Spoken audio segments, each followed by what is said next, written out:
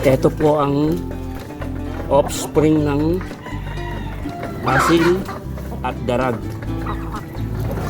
Ito pong kulay na to, darag po yan, pero mas dark po siya kasi lahi siya ng asil.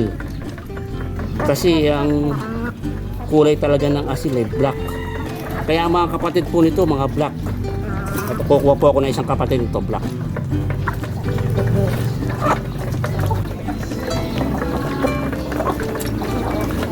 Ito po kapatid niya ito. Pero black siya kasi black ang tatay, yung asil. Yung tatay nila, asil. Yung tatay nila wala na, namatay kasi sinipon.